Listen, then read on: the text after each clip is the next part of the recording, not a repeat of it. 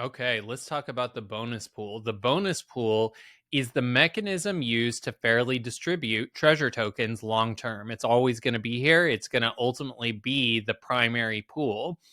Any wallet holding a treasure key can participate in the bonus pool rewards by pulling on the levers listed below. So here we have our local degen pulling each of the levers in order to earn treasure tokens. The levers are VE Treasure, Smarter AVAX LP tokens, your key level, and your Treasure AVAX LP. Levers control the percentages that each token or key level contributes towards the total bonus pool rewards earned. Over time, these levers will be adjusted based on the needs of the protocol. What the heck does that mean? Well, it means in the bonus pool, right here, you can see those 4 levers, and they are weighted.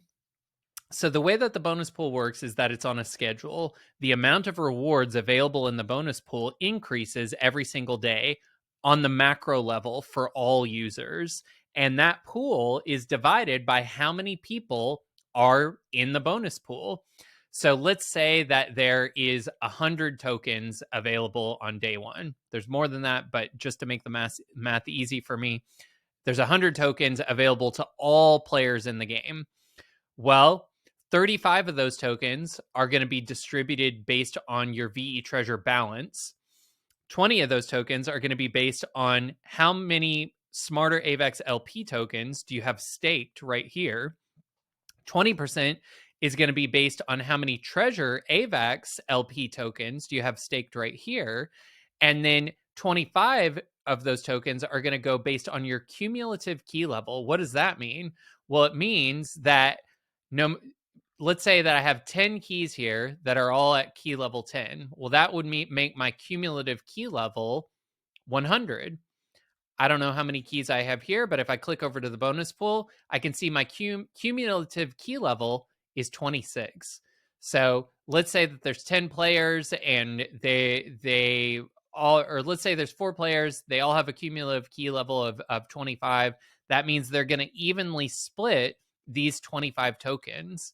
But those tokens, because it's a percentage of the total from the bonus pool, each day there's going to be more and more tokens available in the bonus pool. And you are competing with other players to have the maximum share of each of these little mini pools or levers. So let's keep reading in the white paper. Hopefully that makes sense. Levers control the percentages that each token or key level contributes towards the bonus pool rewards earned. Over time, these levers will be adjusted based on the needs of the protocol. So what does that mean? Well, in the future, and we'll see this in a chart below, maybe we want to honor key levels and make that the most important thing in the protocol, or we want to honor VE Treasure, or there's really not that much smarter left, so we don't need to incentivize this much anymore, and so we lower this, but we need more people to provide liquidity for treasure, so we increase this. These levers will be changed based on community votes, and we'll have a set time period so that everybody can shift their gameplay to what the proper weights are. But just know that a vote could change these weights, and that will be publicized in the Discord. So for the first year, the rewards paid to the bonus pool will be newly minted treasure. So you can always click on the little money bags here. It's going to show you, okay, these we have 45 million treasure tokens that are available to the bonus pool. These are newly minted from the contract, just the way the key rewards pool is. So this is a way for us to bootstrap the bonus pool without having to immediately put revenue from the e-commerce system into this, because we need to build up revenue, right? And so we need to spend some of the initial revenue on advertising to really grow and maximize sales on the e-commerce, so that we can then use that in the future, likely 12 months from now, as a way to basically pay people to be brand advocates and degens in the system and logging in on a regular basis. And so that's where the NFTREASURY or the e-commerce store becomes a force buyer of treasure. And so what does that look like? Well, we're going to take 10 to 40% of the e-commerce sales. We're going to buy treasure off the open market, and by doing that, it distributes that value, that marketing expense of ours to everybody with treasure tokens. And so if you've been accumulating treasure up until that point, that's where things really start to get interesting. So remember, for the first year, the key rewards pool and bonus pool rewards are newly minted by the NFTreasury, and you can always see how many are left in those contracts here. When these hit zero, you will not be able to claim. If it says that you have 5,800 rewards here that you can claim, these aren't your rewards until you hit this claim button. So if the bonus pool hits zero before you claim these, you don't get those rewards because they're only yours once you claim them. So be sure that you're logging in and claiming those. All right. After 1 year, these minted emissions will end. Rewards will then be paid out via the rewards loop. This loop uses protocol fees and service commissions to purchase the treasure that is rewarded to the bonus pool. So we've got this diagram here that we'll briefly dive into. Basically, it showcases different, AVAX enters the ecosystem via these different things. The e-commerce sales being the primary input, and then those are distributed to the NFTreasury and to the rewards loop. Well, the rewards loop, so basically we take 10 to 40% of any of the revenue here that goes into the rewards loop to buy treasure off the open market. That treasure is then distributed to these levers in the bonus pool. The bonus pool rewards in the future will fall or grow based on the success of the protocol and the total fees it brings in. But for the first year, it's fully funded by treasure minted by the NFTreasury. The bonus pool is a math game that fairly distributes protocol rewards. So earning these rewards are a way to capture future value of the ecosystem. It's basically a way to capture that brand marketing expense. Because what are we doing that for? Why are we giving out so much treasure reward? Because we want you to go and share the NFTreasure brand. And we know if you're logging in every single day, if your treasure is starting to accumulate, that you're going to be talking about it on Twitter, you're going to be talking about it on YouTube, you're going to be making videos, you're going to be making calculators, you're going to be building your own products onto the ecosystem. DeFi is a way to activate a community, and that's what this is all about. The Treasure Key community may vote to adjust the structure for early payment or halting of minted emissions once protocol revenue exceeds expenses. The bonus pool will slowly receive less and less minted treasure as the marketplace and ancillary products and services become more and more successful. The rewards loop will become the primary source of bonus pool treasure, meaning that primarily, the fees that we're charging for NFC stuff, for custom private label stuff, and for any of the e-commerce sales, ultimately that becomes the force buyer of the treasure token. After 12 months of gameplay, the bonus pool will be fed by a percentage of fees coming from marketplace transactions, e-commerce sales, new project mints, and agency services. So you can see this is not set in stone, but this is what potentially the levers could change to over time. So as we burn more and more smarter, there's not as much need for that liquidity. So maybe we reduce how much the smarter liquidity is worth, and we increase the amount that the key level is worth. So we'll have a vote, and we'll have plenty of talks about what this should be, but just know that community votes will change these 4 levers in the bonus pool. Again, this is a guesstimate. It doesn't mean that this is exactly what it would be, but this is likely the type of schedule that we could see or that we could vote on. So if the treasure money printer runs out and it runs out of treasure when it hits its supply cap, how will the bonus pool continue to pay out treasure? Obviously, that's a good question. We want to know where the treasure token's getting its value from. When the marketplace has seen enough success, the e-commerce marketplace, the NFTreasury will be earning from the various fee structures it has in place. Those fees will be collected in AVAX, USDC, and other relevant cryptocurrencies, plus fiat.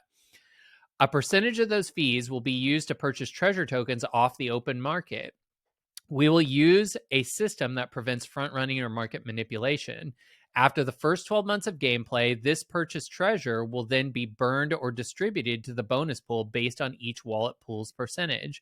This allows the NFTreasury to utilize the treasure token as a way to capture and map value from the protocol. It then fairly distributes it to its decentralized community.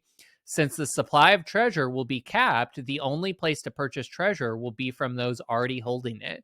This creates buying pressure in the liquidity pool. So once treasure is capped, and we know Smarter is already capped, what does that do? Well, we'll see later our U-shaped recovery thesis, but you can see in other ecosystems kind of how this works when the demand for tokens that are deflationary and in supply start to have more demand than the supply that's there. The better the protocol does, the more users it should get. The bonus pool consists of the following levers. We already kind of covered them in the image above, but wallets receive rewards for the following behavior: cumulative key level in wallet.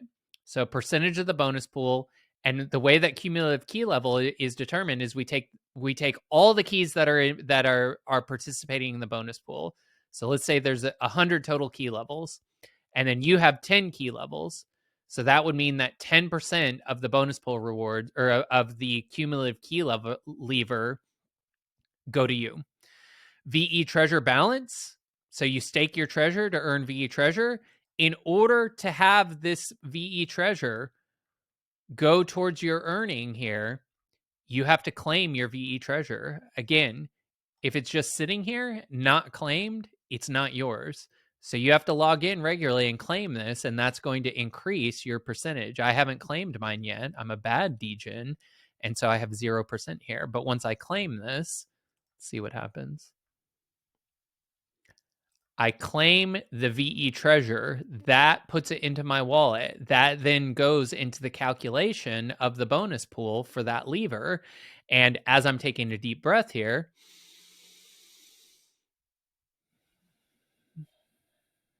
I'm bringing my body back into coherence, and I can see that I went from 0% to now having a 16%, 16.261% share of the VE treasure lever here. Make sure you're claiming your rewards. Next, we have percentage of the treasure AVAX JLP. And this is the formula for that. Basically, we take all the JLP staked versus the JLP you have staked. That's how we have determined this.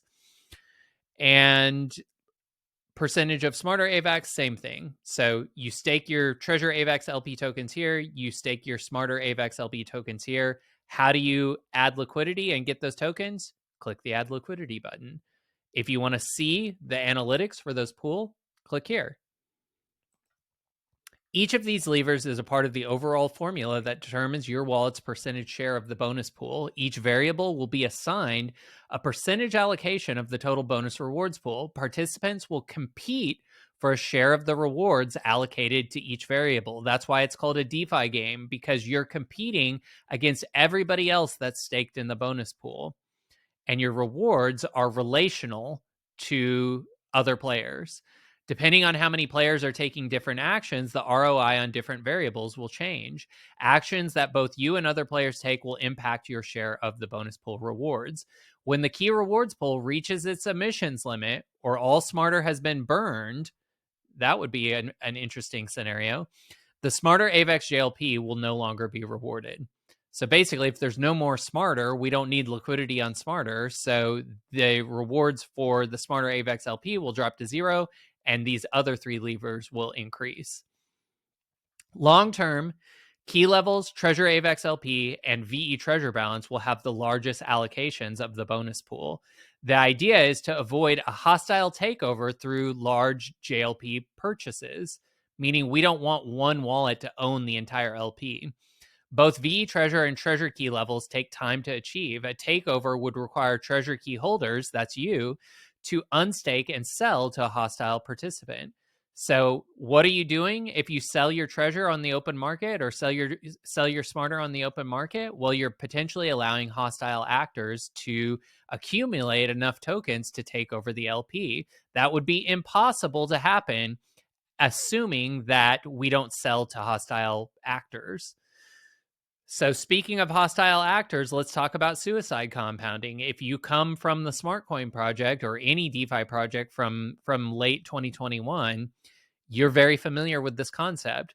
Suicide compounding is when a wallet let me start over. When a wallet suicide compounds, they are selling some of their smarter and treasure tokens into the liquidity pool in order to buy AVAX and form additional LP tokens. So how does it work?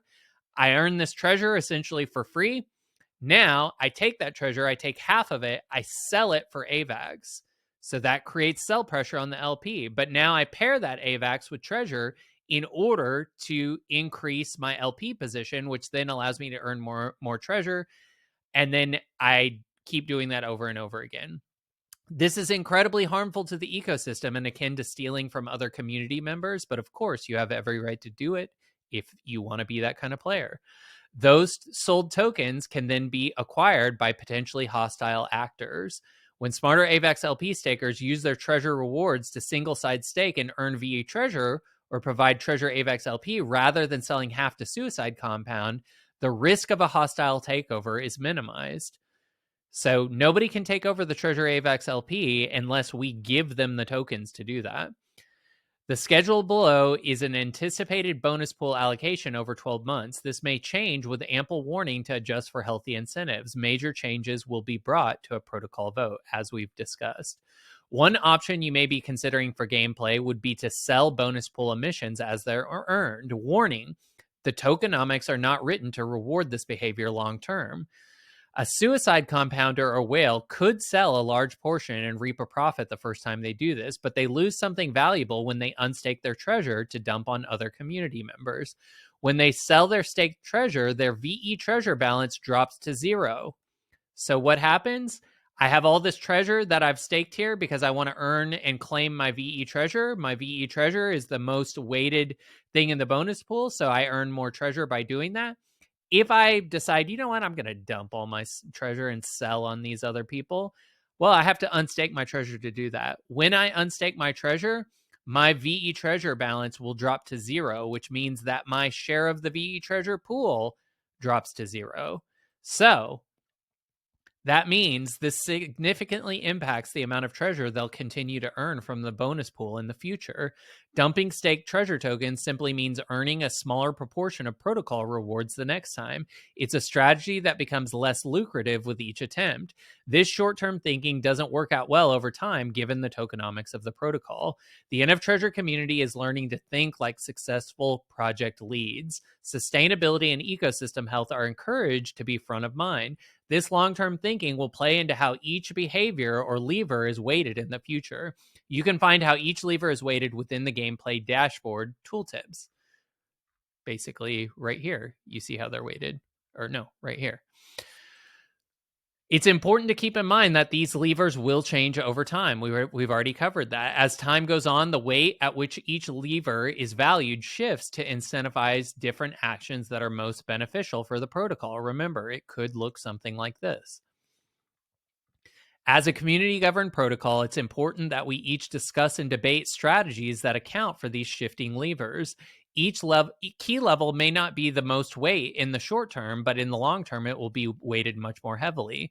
Staking smarter AVAX LP and treasure AVAX LP will have higher incentives early on, but will diminish in weight over time. Why is this? Well, because the treasure box game is designed to get you to think like a successful crypto project lead. Successful crypto project leads aren't only concerned about short-term profits. They're concerned about sustainability and growth over time.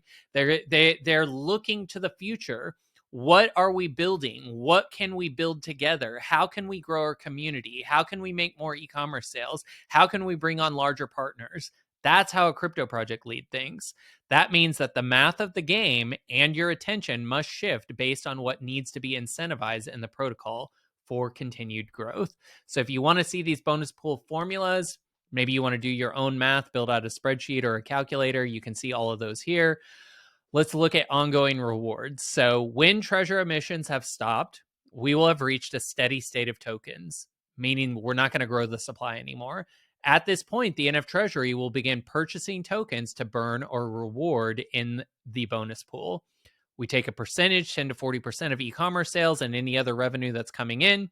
We use that as a marketing expense to be a forced buyer of the treasure token.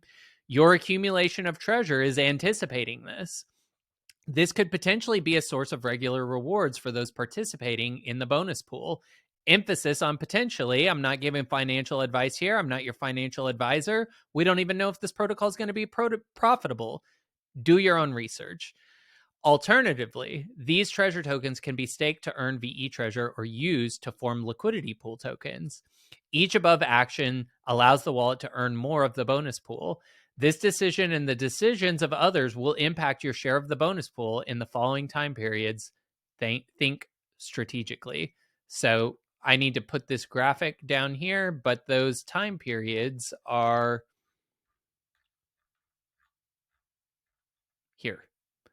Okay, so the basic mechanics. For security purposes, detailed mechanics will not be revealed. Any change in reward allocations will be voted on and verifiable on chain. Let me just go back to that and make sure that I just shared the right graphic.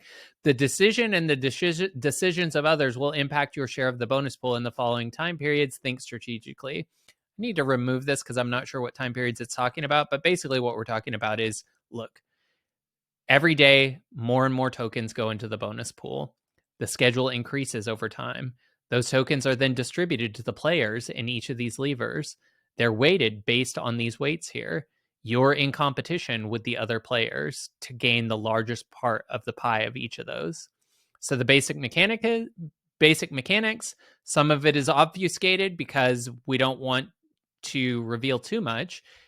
Part of the fun is learning how it all works. Although I've pretty much given you all the info. Any change in reward allocations will be voted on and verifiable on chain. So let's look at an example. At periodic and random points during a given time period, monthly for example, tokens will be purchased based on protocol revenue. During the first 12 months, treasure will be rewarded to the bonus pool from the newly minted supply. Beyond 12 months, treasure tokens will be purchased off the open market using 10 to 40% of e-commerce and protocol revenue as a marketing expense to encourage active participation in the NFTreasure brand. If we stop giving rewards, nobody's going to talk about us anymore. So we need to use these rewards as marketing. Any wallets participating in the bonus pool will be distributed their portion of the purchase reward. This is based on wallet statistics from the month in which the tokens were purchased, 1 month in arrears in this example. A few stipulations will exist. So this is talking about when and how these rewards get paid out based on revenue. Hurdle rate. This is the keep the lights on clause.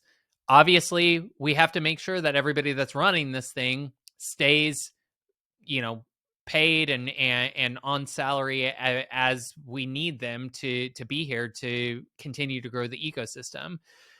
You've seen in Discord that we're posting what those expenses look like, and so basically what this hurdle rate is based on those posts at whatever time you're watching this. Just log into the announcement section of Discord. In order to purchase tokens, the protocol will need to clear the revenue hurdle required to pay for infrastructure costs and to continue to remain in existence. Meaning, we can't obviously, if there's no additional ancillary revenue above and beyond expenses, there's nothing to pay into the pool. So we have this hurdle rate. We're saying it out loud just so that everybody understands that the goal here is to grow sales above and beyond expenses. Initiative allocations, which will be voted on. Some of the revenue that potentially could be available to the bonus pool, maybe we decide that we want to do a cool marketing opportunity or marketing in a different way. This is marketing dollars that are going into the bonus pool, so maybe we decide to use them in a different way. That would go to a community vote. Things could be like product development, that new things, tools, or tech that we want to engage in an additional developer for. Strategic marketing, private key holder auctions or raffles for high-end pieces or prizes. The list goes on and on. Let me drink a sip of water real quick.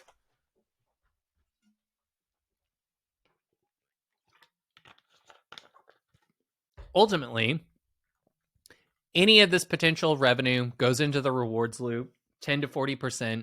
That is used to buy treasure off the LP. That treasure is then distributed to the bonus pool. And that's the bonus pool. So we'll get into some of the nitty gritty of the supply count and tokenomics, but now you know how to successfully show up in the bonus rewards pool.